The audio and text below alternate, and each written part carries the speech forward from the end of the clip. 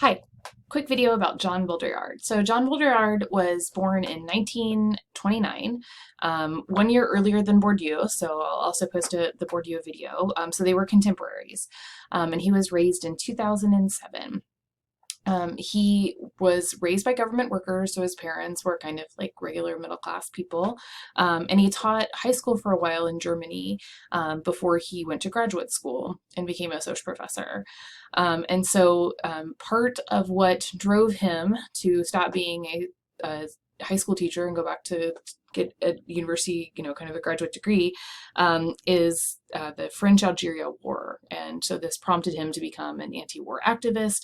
And he believed that the best way to become an anti-war activist was to be kind of like an author. And to get an advanced degree in order to do that. So he started out as a Marxist, but then became belligerently anti-Marxist by the end of his career. If you can remember, Marx very distinctly thought that the world was shaped by economic relationships and the economy drove everything, and Baudrillard becomes a extreme culturalist, right? And so he focuses on culture and cultural analysis. So he was first, but kind of where he first kind of came to sociology was an exploration of commodity fetishism. So this idea that goods have a special power that is actually the embodiment of their labor relations that oftentimes we don't see. But he also tied in another scholar, American scholar Thorstein Veblen, with Marxists and this idea of, one of Veblen's famous ideas, that of conspicuous consumption. And so basically we like spend money just to destroy wealth, right? That's how we show status. So, if you buy like a name brand shirt, when I taught the consumption class, the students there taught me about the brand Supreme, right? And so there's this thing, the Supreme brick, which is just a brick, but it has the Supreme logo on it. And people were like selling it in resale markets for like thousands of dollars at the time of our class, like showing that like, I don't need this money so much. I can like buy this brick that I won't even use to build anything just because it has this logo on it. And so he was very interested in this, both vulgar displays of wealth through purchasing, but also vulgar displays of leisure as well. And so he kind of becomes famous for these very anti-consumerist, anti-capitalist rants. In particular, he was strongly anti-America, because he believed that, by his account, America was grossly obsessed with consumer goods and consumption, and material goods kind of were detached from any meaning, which we'll see a lot in simulation and simulacra here in a second. And so, he is not ever an empirical scholar. He doesn't want to be. So he is a postmodernist, which postmodernists, a huge branch of theory, right? But one of their general tenets within postmodernism is that you can't scientifically prove anything, right? That is a fiction. And so instead of trying to measure these concepts or whatever, like you're just basically like creating problems by measuring things that can't be quantified. And so the reaction to this by a lot of postmodernists like Baudrillard is to reject it outright, right? And so that's why we get the more analytic stuff, the more like, hey, let's talk about Disneyland for a second, let's talk about Bible for a second, that you see in his work. So, in terms of thinking about, like, so Baudrillard, like Foucault, if you watch the Foucault video or have learned about Foucault, also has a really big cult following, in part because of his like role as a gluttonous 1970s intellectual. So basically in the 1990s, he hosted a series of things he called intellectual raves, which is basically like part TEDx, part Burning Man, where people came together to like share ideas, but then there were also like drug tents and electronic music and like whatever. And it was that kind of gluttony and excess that really led to some of Baudrillard's following. But I think that like were he to have a Jeopardy question, his real kind of claim to fame is that the book that we are reading from, Simulation and Simulacra, was the basis of the movie The Matrix. And so in The Matrix, which is like this, movie from the 1990s, it shows, quotes, and discusses Baudrillard's ideas. And so this idea of like, how do you know if things are real? What if this is all a simulation, right? I mean, that is the central question that he's interrogating in our reading for today. He also famously wrote a series of essays saying that the Gulf War did not take place. And so this was understood by a lot of people to think that he was arguing that there was no war. What instead he was arguing is that the media followed such a script that everything was predetermined from the beginning. And so the Middle Eastern countries at the time didn't even put up a noticeable resistance to the U.S. forces. There were no real threats to the U.S. troops. And so this was just some kind of like media exercise, right, just to demonstrate U.S. power. And of course, like a lot of people on the left use those critiques to kind of, mobilize anti-war movements. A lot of people also got really offended, right? Because it's like, well, what about people I know that are there and they're fighting? And he's like, well, yeah, of course, like, there's going to be tragedy and casualty and all that kind of thing. But it is a farce, right? And so he tried to get those people on his side to say like, hey, you should be more upset about this rather than less. But it didn't quite work for him. And so for the key ideas in Simulation and Simulacra, some of the ideas he's talking about: simulacra, right? Copies of objects for which there is no true original. And so, he talks about maps in the opening of the reading, this idea that like maps are representations of territory. With a simulation, you have something that is a replica of something that never existed. And so there's a very famous essay by a sociologist kind of updating Baudrillard's ideas on simulacrum, and he uses the example of pumpkin spice latte, right? And there never was a coffee drink that was pumpkin spice.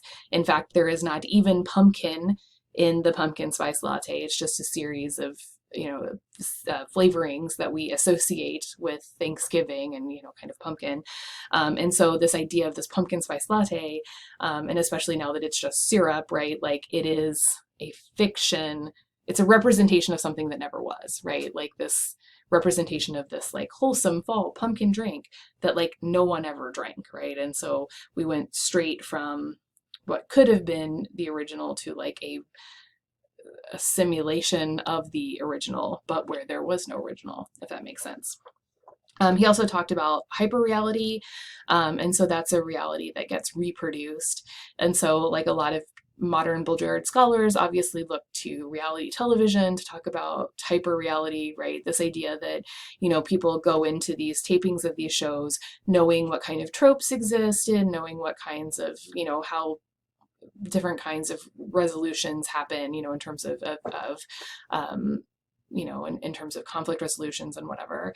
And like that is a fiction for these beefs that don't exist, right? These people don't have relationships, they're just feigning them, et cetera, et cetera. And so in his words, the hyperreality is the state where the distinction between reality and the model of simulation are completely dissolved. And so other things to think about, like he was really interested in rejecting a concrete reality. He said that basically like where we are in postmodern society is designed by our signifiers not being attached to the signified, or basically this idea that we have symbols of things that don't have a root in reality. And so like we have these like brand identities, right, which he would like definitely like laugh at, this idea of a brand identity, but like it's not couched in anything, right? Like Nike isn't anything, but we think about Nike being like victorious and athletic and young and all these kinds of things, but like it's just a brand, right? It's just this kind of manifestation of capitalism. And so, like some other examples that he talks about in his later career, talking about like selfies and how we like put ourselves in context and situations that we haven't been. He talks about like jumbotrons at the event as an example of the hyperreal or simulation.